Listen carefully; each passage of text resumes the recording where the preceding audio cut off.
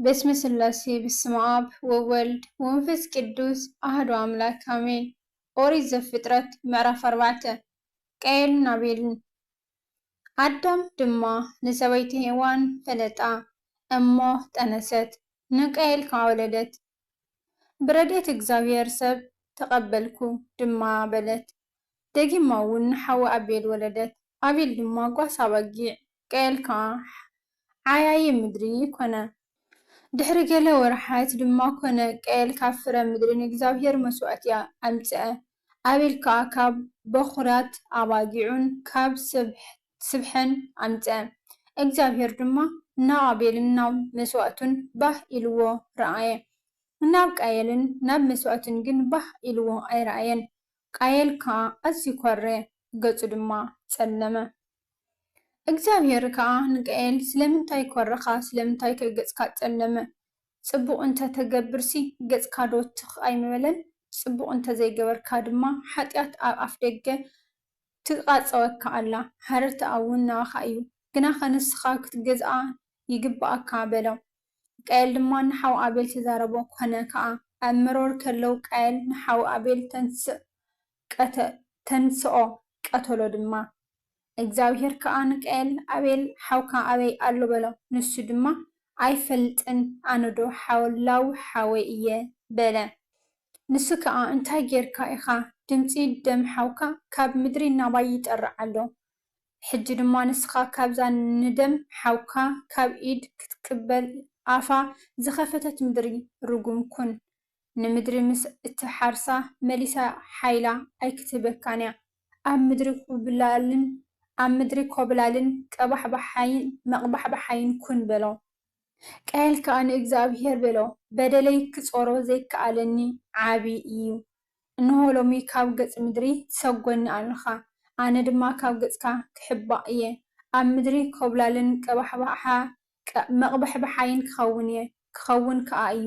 ዝረኸበኒ ዘበለ ኩሉ ክቐትለኒ እዩ። እግዚአብሔር ድማ እምበኣር ንቃየል ዝቐተለ ኩሉ 7 ካዕበት ሕነ ክፈድዮ እየ በሎ። ዝረኸቦ ኩሉ ምእንቲ ከይቀትሎ ከዓ እግዚአብሔር ንቃየል ምልክት ገበረሉ። ቃየል ድማ ካብ ቅድሚ እግዚአብሔር ወፀ። ኣብ ምድሪ ኖድ ከዓ ኣብ ምብራቕ ኤደን ተቐመጠ። ደቂ ቃየል ከዓ ንሰበይቱ ፈለጣ እሞ ጠነሰት፣ ንሄኖክ ድማ ወለደት። ንሱ ከዓ ከተማ ሰርሔ ስም እታ ከተማ ድማ ብስም ወዱ ሄኖክ ኣውፅኣላ። ንሄኖክ ከዓ ኢራድ ተወልደሉ። ኢራድ ድማ ንሜሁያኤል ወለደ። ሜሁያኤል ከዓ ንሜቱሳኤል ወለደ። ሜቱሳኤል ድማ ንላሜክ ወለደ። ላሜክ 2 ኣንስቲ ኣእተወ። ስም እታ ሓንቲ ዓዳ ስም እታ ካልአይቲ ድማ ጺላ ነበረ። ዓዳ ንያባል ወለደት። ንሱ ኣቦ እቶም ኣብ ድንኳውንቲ ዝነብሩን ማሎም ዝጓስዩን ኮነ። ስም ሓዊ ከዓ ዮባል እዩ። ንሱ ከዓ ኣቦ ኩሎም እቶም ወቃዕቲ መሰንቆን በገናን ኮነ። ጺላ ድማ ንቱባል ቃይን ወለደት። ንሱ ከዓ ካብ ኣስራዝን ሓፂንን ኩሉ ዓይነት መቕረፂ ይሰርሕ ነበረ። ሓውቲ ቱባል ቃይን ድማ ናዕማ እያ። ላሜክ ድማ ንንስቱ በለን፣ ዓዳን ጺላን ቃለይስ ስምዓ። ኣትን ኣንስቲ ላሜክ ናብ ዘረባይ ጽን በላ፣ ስለ ቁስለይ ሰብኣይ ስለ ስምብራተይ ድማ ጎበዝ ቀተልኩም። ንቃየል 7 ካዕበት ሕነ እንተ ዝፈድዮስ ንላሜክ ከዓ 77 ካዕበት። ደቂ ሴት ኣዳም መሊሱ ንሰበይቱ ፈለጣ፣ ንሳ ከዓ ወዲ ወለደት። ኣምላኽ ኣብ ክንዲ እቲ ቃየል ዝቐተሎ ኣቤል ካልእ ፍረ ከርሲ ተኪኡኒ እዩ ኢላ ስሙ ሴት ኣውፅኣትሉ። ንሴት ድማ ወዲ ተወልደሉ፣ ስሙ ከዓ ሄኖስ ኣውፅኣሉ። ሽዑ ሰብ ብስም እግዚአብሔር ክምህለሉ ጀመሩ። ምዕራፍ 5 ካብ ኣዳም ክሳዕ ኖህ። መጽሓፍ ወለዶ ኣዳም እዚ እዩ። ኣምላኽ በታ ንሰብ ዝፈጠረላ መዓልቲ ብምስሊ ኣምላኽ ገበሮ፣ ተባዕታይን ኣንስተይትን ገይሩ ፈጠሮም። ባረኾም ድማ በታ እተፈጠሩላ መዓልቲ ከዓ ስሞም ኣዳም ኢሉ ኣውፅኣሎም። ኣዳም ድማ 130 ዓመት ገበረ። ከም መልክዑ ከዓ ንኡ ዝመስል ወዲ ወለደ፣ ስሙ እውን ሴት ኣውፅኣሉ። ዕድመ ኣዳም ድሕሪት ንሴት ምስ ወለዶ 800 ዓመት ኮነ። ኣወዳትን ኣዋልድን ከዓ ወለደ። ኣዳም ዝነበሮ ኩሉ ዕድሚኡ 930 ዓመት ኮነ፣ ሞተ ከዓ። ሴት ድማ 105 ዓመት ገበረ፣ ንሄኖስ ከዓ ወለደ። ሴት ንሄኖስ ምስ ወለደ ድማ ድሕሪኡ 807 ዓመት ገበረ፣ ኣወዳትን ኣዋልድን ድማ ወለደ። ኩሉ ዕድመ ሴት 912 ዓመት ኮነ፣ ሞተ ከዓ።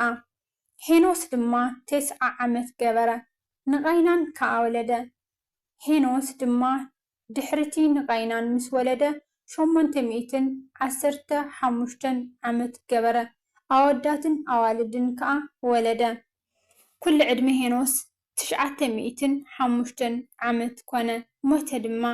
ቃይናን ከዓ 70 ዓመት ገበረ፣ ንመሃላልኤል ድማ ወለደ። ቃይናን ንመላልኤል ምስ ወለደ ከዓ ድሕሪ 840 ዓመት ገበረ፣ ኣወዳትን ኣዋልድ ድማ ወለደ። ኩሉ ዕድመ ቃይናን ከዓ 910 ዓመት ኮነ፣ ሞተ ድማ። መላልኤል ንያሬድ ምስ ወለደ ከዓ ድሕሪኡ 830 ዓመት ገበረ፣ ኣወዳትን ኣዋልድ ድማ ወለደ።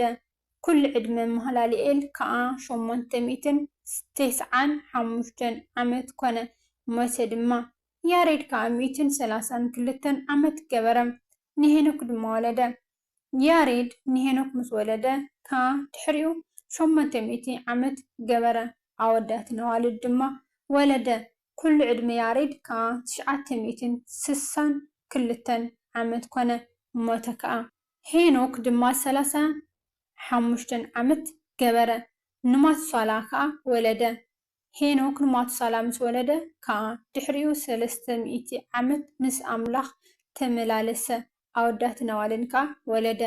ኩሉ ዕድመ ሄኖክ ድማ 335 ዓመት ኮነ። ሄኖክ ከዓ ምስ ኣምላኽ ተመላለሰ፣ ኣምላኽ ወሲድዎ እዩ እሞ ኣይተረኣየን። ማቱሳላ ድማ 187 ዓመት ገበረ፣ ንላሜክ ከዓ ወለደ። ማቱሳላ ንላሜክ ምስ ወለደ ከዓ ድሕሪኡ 782 ዓመት ገበረ፣ ኣወዳትን ኣዋልድን ከዓ ወለደ። ኩሉ ዕድመ ማቱሳላ ከዓ 969 ዓመት ኮነ፣ ሞተ ድማ። ላሜክ ከዓ 182 ዓመት ገበረ፣ ወዲ ድማ ወለደ። ኣብዛ እግዚኣብሔር ዝረገማ ምድሪ ካብ ዘሎ ዕዮናን ካብ ፃዕሪ ኢድናን እዚ ከጽናዓናን እዩ ኢሉ ስሙ ኖህ ኣውፅኣሉ። ላሜክ ንኖህ ምስ ወለደ ከዓ ድሕሪኡ 595 ዓመት ገበረ፣ ኣወዳትን ኣዋልድ ድማ ወለደ። ኩሉ ዕድመ ላሜክ ከዓ 777 ዓመት ኮነ፣ ሞተ ድማ። ኖህ ከዓ ወዲ 500 ዓመት ኮነ። ኖህ ድማ ንሴም ንካምን ንያፌትን ወለደ። ምዕራፍ 6 ክፍኣት ደቂ ሰብ። ኮነ ድማ ሰብ ኣብ ልዕሊ ገጽ ምድሪ ክበዝሕ ምስ ጀመረ ኣዋልድ ከዓ ምስ ተወልዳሎም እቶም ደቂ ኣምላኽ ድማ ነተን ኣዋልድ ሰብ መልክዐኛታት ከም ዝኾና ምስ ረኣዩ ካባታትን ዘዝሓረይዎን ኣንስቲ ወሰዱ። እግዚኣብሔር ከዓ ንሱ ስጋ ድማ እዩ፣ መንፈሰይ ንሓዋሩ ምስ ሰብ ኣይፃረርን፣ ስለዚ ዘመኑ 120 ዓመት ይኹን በለ። ደቂ ኣምላኽ ናብተን ኣዋልድ ሰብ ምስ ኣተው ንሳተን ከዓ ምስ ወለዳሎም በቲ ዘመን እቲ ብድሕሪኡ ድማ ኣብ ምድሪ ንጉዓት ሰባት ነበሩ። እቶም ካብ ጥንስቲ ስሙያት ዝነበሩ ጀጋኑ ሰባት እዚኣቶም እዮም። እግዚኣብሔር ከዓ ክፍኣት ሰብ ኣብ ምድሪ ከም ዝበዝሐ ብሓሳባት ልቡ ዝሕልኖ ድማ ወርትግ ክፉእ ጥራሕ ከም ዝኾነ ረኣየ። እግዚኣብሔር ከዓ ንሰብ ኣብ ምድሪ ብምግባሩ ተጣዓሰ፣ ብልቡ ድማ ሓጓሃየ። እግዚኣብሔር ከዓ ንሰብ ስለ ዝገበርክዎ ተጣዒሰ እየ እሞ ንዝፈጠርክዎ ሰብ ካብ ሰብ ክሳዕ እንስሳ ክሳዕ ለመምታ ክሳዕ ኣዕዋፍ ሰማይ ድማ ካብ ዝባን ምድሪ ክድምስሶ እየ በለ። ኖህ ግና ኣብ ቅድሚ እግዚኣብሔር ሞገስ ረኸበ። ወለዶ ኖህ እዚ እዩ። ኖህ ኣብቶም ወለዶታቱ ጻድቕን እንታ ዘይብሉን ሰብኣይ ኖህ ነበረ። ኖህ ምስ ኣምላኽ ተመላለሰ። ኖህ ድማ 3 ወዲ ሴምን ካምን ያፌትን ወለደ። ምድሪ ከዓ ኣብ ቅድሚ ኣምላኽ ተበላሽያ ነበረት። ምድሪ ድማ ብዓመፃ መልአት። ስጋ ዘበለ ኩሉ መገዲ ኣብ ምድሪ ኣበላሽዩ ነበረ እሞ ኣምላኽ ከዓ ንምድሪ ረኣያ። እንሆ ድማ ተበላሽያ ነበረት። ኣምላኽ ከዓ ንኖህ በሎ ብስሮም ምድሪ ዓመፃ መሊኣ እያ እሞ መወዳእታ ኩሉ ስጋ ኣብ ቅድመይ በፅሐ። እንሆ ድማ ኣነ ምስታ ምድሪ ከጥፍኦም እየ። ንኣኻ ካብ ኦም ጎፌር መርከብ ስራሕ። ነታ መርከብ ክፍልታት ግበረላ፣ ውሽጣን ግዳማን ከዓ ብቕጥራን ለቕልቃ። ከምዚ ከዓ ግበራ። ምናሕ እታ መርከብ 300 እመት ምግፋሓ 50 እመት ቁመታ ድማ 30 እመት ይኹን። ነታ መርከብ ኣብ ላዕለያ እመት ዝቁመቱ መስኮት ግበረላ። ኣፍ ደገ እታ መርከብ ድማ ብጎባኣ ግበሮ። ታሕቲን ካልኣይን ሳልሳይን ደርቢ ግበረላ። ምእንቲ ኣብ ትሕቲ ሰማይ ህያው ትንፋስ ዘለዎ ኩሉ ስጋ ክጠፍእሲ። እንሆ ድማ ኣነ ማይ ኣይሂ ናብ ምድሪ ከምፅእ እየ እሞ ኣብ ምድሪ ዘሎ ኩሉ ክመውት እዩ። ምሳኻ ግና ኪዳነይ ከቐውም እየ። ንስኻ ምሳኻ ድማ ደቅኻን ሰበይትኻን ኣንስቲ ደቅኻን ናብ መርከብ ክትኣቱ ኢኻ። ምሳኻ ብሂወት ምእንቲ ክትሕልዎም ድማ ካብ ኩሉ ህያው ካብ ስጋ ዘበለ ከክልተ ካብ ኩሉ ዓይነት ናብ መርከብ ኣእቱ። ተባዕታይን ኣነስታይን ይኹኑ።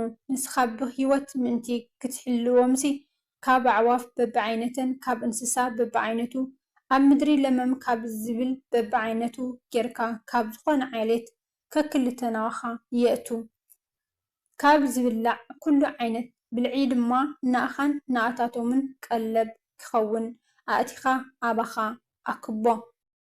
ኖህ ድማ ከምኡ ገበረ። ከምቲ እግዚኣብሔር ዝኣዘዞ ንኩሉ ነገር ከምኡ ገበረ። ስለ ቃላቱ ናይ ቃላቱ ባለቤት እግዚኣብሔር ኣምላኽና ዝኸበረን ዝተመስገነን ይኹን። ወስብሐት ለእግዚአብሔር ልዑል ወለወላዲቱ ድንግል ወለመስቀሉ ክቡር አሜን።